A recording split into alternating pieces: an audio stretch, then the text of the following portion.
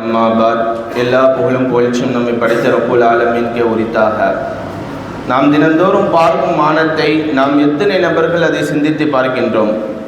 அப்படி அதை சிந்தித்து பார்த்தோம் என்று சொன்னால் அது அல்லாஹ்வின் வல்லமையின் அடையாளம், அறிவியலின் ஆய்வு கூடம், மனிதனை சிந்திக்க வைக்கும் திறந்த புத்தகம், உயிரின் ஆரம்பம், உலகத்தின் ஆரம்பம், இன்னும் அல்லாஹ்வை அறிவதற்கும் சிந்திப்பதற்கும் ஒரு படமாகவும் பாடமாகவும் பள்ளிக்கூடமாகவும் இந்த வானம் என்பது அமைகின்றது. அல்லாஹ் தஆலா திருமறையில் 310 இடங்களில் வானத்தை பற்றி கூறுகின்றான். ஆனால் அதை முஃபஸ்ஸிரீன்கள் இரண்டாக பிரிக்கின்றார்கள். ஒன்று அதாபு, மற்றொன்று ரஹ்மத்து. இந்த அதாபை 2 வகையாக பிரிக்கின்றார்கள். அதாபினுடைய மொத்த ஆயத்துகள் 115, அதை 2 வகையாக பிரிக்கின்றார்கள்.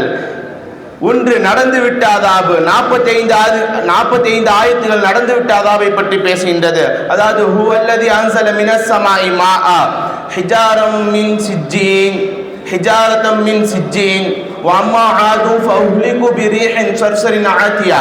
அல்லாஹ்வுக்கு மாறு செய்த கௌமுகளை அதாப் செய்த பற்றியுடைய ஆயத்துகள், அடுத்து வரக்கூடிய ஆயத்து, அதாவது மறுமை நாளினுடைய அடையாளத்தை பற்றி உண்டான ஆயத்துகள், இதஸ்ஸமாஉ ஷக்கத் இதஸ்ஸமாஉ ஃபதரத். ஆனால் ரஹ்மத்தினுடைய ஆயத்துகள் 195ஆக இருக்கின்றது. அதில் அல்லாஹ் தஆலா சொல்கின்றான், வஜஅல்னா ஸமாஅ ஸக்ஃபன் மஹ்ஃபூலா. அல்லாஹ் தஆலா ஒரு பாதுகாக்கப்பட்ட ஒரு கூடமாக, ஒரு கூடாரமாக இந்த வானத்தை ஆக்கியிருக்கின்றான். நம் அனைவருக்கும் தெரிந்த விஷயம்தான் ஓசோன் படலம். இந்த ஓசோன் படலம் இருக்கின்றது, இது எந்த அளவுக்கு பாதுகாப்பு மிக்கது என்று நாம் சிந்தித்து பார்க்க வேண்டும். 50 கிலோ டன் உள்ள ஒரு ஆயில் டேங்கை டேமேஜ் செய்ய முயற்சி செய்தார்கள். அது 5% தான் டேமேஜ் செய்யப்பட்டது. அதில் இருக்கக்கூடிய காற்று வளிமண்டலத்தை எடுத்து விட்டார்கள், அது நசுங்கி விட்டது. அல்லாஹ் தஆலா இன்னொரு வசனத்தில் கூறுகின்றான், வஸ்ஸமாஅ பனைனாஹா பிஐதின் வ இன்னா லமூசிஊன். அல்லாஹ் தஆலா இந்த வானத்தை விசாலமாக ஆக்கி கொண்டே இருக்கின்றான்.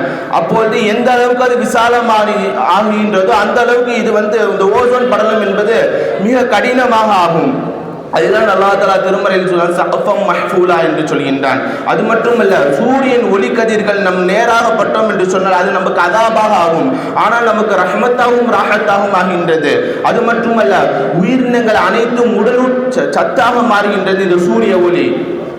அல்லாஹ் தஆலா அதை மட்டும் சொல்லவில்லை. நபி ஸல்லல்லாஹு அலைஹி வஸல்லம் அவர்கள் சொன்னார்கள், இந்த வானம் என்பது வானத்திற்கு அப்பாற்பட்ட உள்ள விஷயங்களை மனிதன் பார்த்தான் என்று சொன்னால் மனிதன் திடுக்கத்துக்கு உள்ளாக்கி விடுவான். மனிதன் என்பது திடுக்கத்துக்கு உள்ளாக்கி விடுவான். அப்பொழுது இந்த வானத்தை பாதுகாப்பதற்கு அல்லாஹ் தஆலா நட்சத்திரங்களை படைத்திருக்கின்றான். அதை பற்றி நபி ஸல்லல்லாஹு அலைஹி வஸல்லம் அவர்கள் சொல்லும் போது, அன்-நுஜூமு ஆமினத்துன் லிஸ்-ஸமாஇ, இந்த நட்சத்திரம் என்பது வானத்திற்கு ஒரு நிம்மதி கொடுக்கக்கூடியதாக இருக்கின்றது. இந்த நட்சத்திரம் இல்லை என்று சொன்னால், இந்த நட்சத்திரம் மறைந்து விட்டால் கியாமத் என்பது ஆரம்பித்து விடும் என்று நபி ஸல்லல்லாஹு அலைஹி வஸல்லம் சொன்னார்கள். அப்பொழுது வானம் என்பது மனிதனுக்கு மிக நிம்மதி கொடுப்பதற்காக வேண்டி இருக்கின்றது.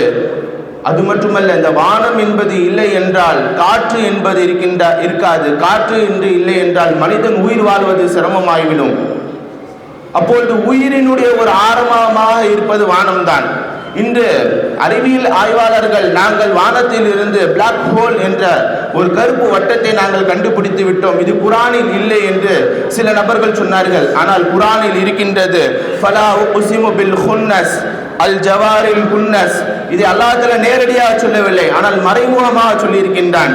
நாம் ஒன்று சிந்தித்து பார்க்க வேண்டும். அல்லாஹ் தஆலா அதை மறைமுகமாக சொல்லியிருக்கின்றான்.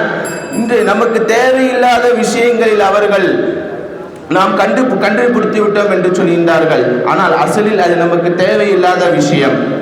ஆனால் நபி ஸல்லல்லாஹு அலைஹி வஸல்லம் அவர்கள் எப்பொழுதும் வானத்தை பார்க்கும்போது அவர்கள் பயப்படுகிறார்கள், இது அதாபாக இருக்குமோ ரஹ்மத்தாக இருக்குமோ என்று நபி ஸல்லல்லாஹு அலைஹி வஸல்லம் அவர்கள் பயந்ததுண்டு. அப்படி நம்மளுக்கு அதாபாக இருக்க வேண்டும் என்று சொன்னால், அதாபாக இருக்கும்னால் நாம் வெளிக்கெட்ட கௌமுகள் எதை செய்தார்களோ அப்படி செய்தால் அது அதாபாக மாறும். நம் அல்லாஹ்வுடைய கட்டளையை ஏற்று நடந்தோம் என்று சொன்னால் அது ரஹ்மத்தாக மாறும். இன்னொரு ஒரு கேள்வி வரும், நாம் உண்மையிலே அல்லாஹ்வுடைய கட்டளையை நாம் ஏற்று நடக்கின்றோமா? இது அனைத்துக்கும் காரணம் ஹபீபே ரசூலே கரீம் ஸல்லல்லாஹு அலைஹி வஸல்லம் அவர்களுடைய துஆவின் தான் என்று சொல்லி உரைக்கு தருகிறேன். அஸ்ஸலாமு அலைக்கும் வரஹ்மத்துல்லாஹி தஆலா வ பரகாத்துஹு.